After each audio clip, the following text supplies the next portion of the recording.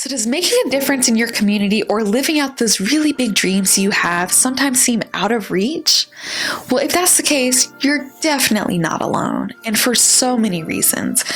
I won't dive into all of them, but what I will say is it's likely because the people who've made it to where you want to be oftentimes haven't shown you exactly how they got there, both the highs and the really challenging points. Well, in today's video, I'm going to chronicle for you how I went from not even knowing how to get a job in a way that would make a difference to leading over $2 billion in social impact transformations for both my city, my state, and having done projects in countries around the world. So if that's of interest to you, if you're someone who wants to make a difference, then keep on watching. I lead over $2 billion in social impact transformations. These social impact transformations are systemic changes. So they're at the local level and at the state level. And for my work, I've been named to Forbes 30 Under 30. I've been able to give a TEDx talk on well-being. I've also spoken on stages around the world alongside some greats like Nobel Peace Prize nominee Stacey Abrams, and have gotten to do all of these things while also cultivating a deep well-being, healing traumas, and being able to build generational wealth for my family starting now. I was able to do all of these things by digging into who I am, getting very clear on who am I and who do I want to be, how do I want to move through the world, and how do I want to make a difference.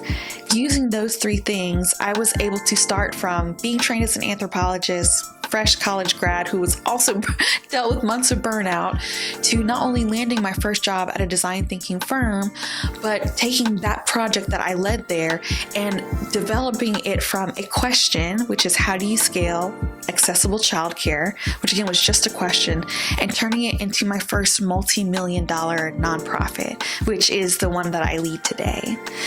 In addition to that, I was able to take that multi-million-dollar nonprofit and say, hey, I'm showing my community that I care. I'm showing them that I'm here to show up and to be really working to help people's lives be better today, and also that I'm effective as a leader. And so I took that question in a research sense, carried this research project across 3 different companies to turn it into a multi-million-dollar initiative. And because of how visible my work had been in the community, it spread. Your reputation can precede you when you start moving. And so I somehow got in the ear of the state governor, and the lieutenant governor appointed me to a child care task force where we lead truly billions of dollars in a strategic plan to change the future of child care for the state of Tennessee. And so these are all very tangible things. They were not, I thought, growing up, these are things that sounded like totally out of reach, but they were much more accessible than I ever thought they were. And also, one part that I hadn't mentioned so far in the story is that I didn't grow up with financial wealth. I didn't grow up with a kind of established professional network in the spaces I wanted to work. To be very transparent with you guys, my family, I could not say enough great things about them. I grew up with an abundance of love, an abundance of culture, an abundance of connection, an abundance of generosity. And we didn't grow up with an abundance or track record of financial wealth. This is in part because we are people who are born into systems that chronically and systemically disadvantage people who look like me, who look like us. And just as an example, my grandfather, when he was born into sharecropping. My dad, so his son, was born literally during segregation. So for me, I'm the first generation on my father's side to be born truly free and equal. And then on my mom's side, she immigrated to the U.S. for education in her 20s, and her family was helping pay for her schooling. And so I bring this up to let you know that, while financial wealth was not my background, figuring it out is, and learning how to build from the ground up definitely is in my background. And I'm guessing it's probably in yours too. I think humans are beautifully resilient, and we're adaptive and creative and curious, and I believe that we can figure it out. And with a little guidance, which is what I hope to give you today, we can shortcut that process. So that's a little bit of my story, going from truly first generation born free and equal all the way to leading billions of dollars in social impact without any kind of powerful network or what have you, any kind of like handshake deals or secret ends. And because I'm such an action-oriented and strategy-minded person, I want to give you really practical how-tos. And the first one that I'm going to give is that if you're someone who wants to make an impact, I want you to discuss with yourself, why do you want to make an impact? And this is probably the most critical question you can ever ask yourself if you want to be a leader. And that is, do you want to make an impact because you want to contribute something beautiful to people who could benefit from your support? Or do you want to make an impact because there's a void inside that you want to fill to make yourself feel worthy? I give this distinction because it's not that if you struggle with the second one that you can't make an impact. That's not what I'm saying. But in my service to you, I want to make sure I'm very clear and I say out loud, if you're struggling with worthiness, there is no movement you can lead, there's no business you can build, there's no person you can chase, there's nothing you can do to fill that void other than personal internal work. And really, if I could tie this in a quick nutshell, that work looks like knowing you're worthy just because you exist. You're worthy because you're here.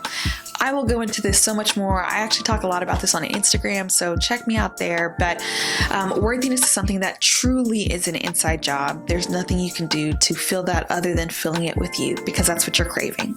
So I always like to say that first and foremost.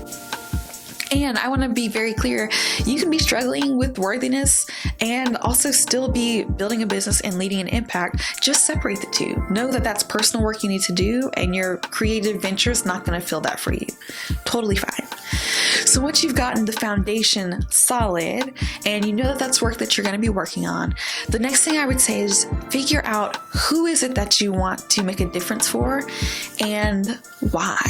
So knowing your why is going to help you through the difficult times, because social impact work's not easy, and that's totally fine. That is completely normal, and you need to make sure that you are fortifying yourself. So know who you want to serve, and then as soon as you decide who you want to serve, they need to be in the center of everything you do from now on. And what I mean by that is in the business that you're running, in the venture, and when I say business could be nonprofit, for-profit, B Corp, whatever it is. But in whatever practice you're running, they need to be in the center. And tactically, what I mean by that is you need to ask them, what do you want? What do you dream of? And what is in between where you are right now and where you dream to be in your life? We can't assume we know what's best for people who we want to serve, because we're not them. And that's a really beautiful thing. It's beautiful to want to serve people who are different than you. And because we're not them, you're not the expert in their lives. They are. So figure out what it is that they want, what they need, and what the barriers are in front of them. And then also figure out what are the leading innovations in the fields that you want to work in. So for example, Henry Ford said, people told me they wanted a faster horse, so I built them a car. And what he realized was that, he saw the need of people wanting to move faster, but he also thought further ahead and said, okay, how can I not only meet that need, but go above and beyond in meeting their expectations? The same thing happens when you're serving people. So figure out truly what are their barriers and their dreams, and then try to knock it out the park with how you over-deliver for them. That is how you build a social impact venture in a very quick nutshell that really, really helps people see how much you value them, how much you're showing up for them and giving them your best. I could go on all day about this, but people don't just deserve to be shown up for in a way of they're getting something, so they should be happy. No, you got to give them your best. That's what it means to be a leader. That is the call of leadership. So that's on building a social impact venture. I will get into more about this down the road, but I want to make sure I focus in on leadership, because I tell this to people all day long, that leadership is truly one of the key drivers, if not the most important part of building and leading an impact. And so if you're someone who wants to be a leader and you're not sure where to start, we've already talked about doing the personal work to know why you want to be doing what you're doing. But there are also strategy things and strategic things that can help you do it more effectively. So I believe everybody needs a team, and that doesn't mean that you need to go out and hire people. That doesn't mean you need to go out and now have an assistant, although shout out to you if you can do it. But having a team means making sure that you have people who are peers who you can lean on and talk to. It means making sure you have doctors and therapists who are truly, their role in your life is your success and your well-being. It's looking at making sure you have mentors and people that you can aspire to not necessarily be them, but figure out parts of their path you liked and see it as another star in your constellation, right? Another North Star for you to walk towards. So build a team. 2, know that right now, today, you already have a personal brand. I know, it's a little wild, right? But your personal brand is how people perceive you. And so for me, one of the things that I did to really catalyze my growth was to be intentional about how I showed up. I wanted people to know that if I didn't know the answer, I was going to figure it out, that I was going to be highly dependable with very high quality work, and that I centered the people we were serving. I knew if I showed up with those 3 things and not just showed up and hoped that my actions spoke that way, but I said it out loud. I would say things like, the people need to be in the center. I would ask follow-up questions like, what else can I do for you, etc. I made my presence very intentional and on purpose. In addition to the brand, I would make sure that as you are looking to build, you build with some kind of intention. That doesn't mean you need to know exactly everything you want to do, but figure out, what clarity do I have now? Okay, what is it that I want to build towards? And make sure that you're setting little goals for yourself along the way. And the biggest thing that I could advocate for anybody is get really serious about being a lifelong learner in every aspect of your life. This is not just for social impact. This is for your relationships. It's for your curiosities, your creativity, but definitely for social impact. Stay curious about the people you want to serve. Really be curious about what are the leading ideas in social impact? What are the leading ideas in philanthropy and financing and leadership and organizational culture? The list goes on. Stay curious. Learn from people. Everybody has something you can learn from them. So approach people with curiosity, approach yourself with curiosity, and do active research. So not just being a passive container for any lessons that come your way. Research. Google is a great tool when used appropriately for your growth. LinkedIn can be a really powerful tool. If you have questions about this or how to research, how to be a continuous learner, drop them in the comments. I'm happy, because this is such a passion piece of mine. I'm happy to give any advice that I think would be helpful. And so, I don't know how many tips I've given you just now. That to me is like a really mini masterclass on leadership, on well-being, and building a social impact venture. And we're just scratching the surface. So if this is content that you like or that you enjoy, hit the subscribe button and the notification bell, because this is exactly the kind of thing that we're going to cover and go in depth with on this channel. Thank you so much for watching this YouTube video. If you're here already, you might have found me through my TED Talk, which I will link here just so you can check it out and get to know me a bit more personally. And I'm so excited to be connected here and to serve you on this channel. If you want to keep up, you can also catch up with me on Instagram. And if you follow me there, send me your thoughts on this video. You can DM me, or I love the voice note function. So send me a voice note and I will be happy to send you one back.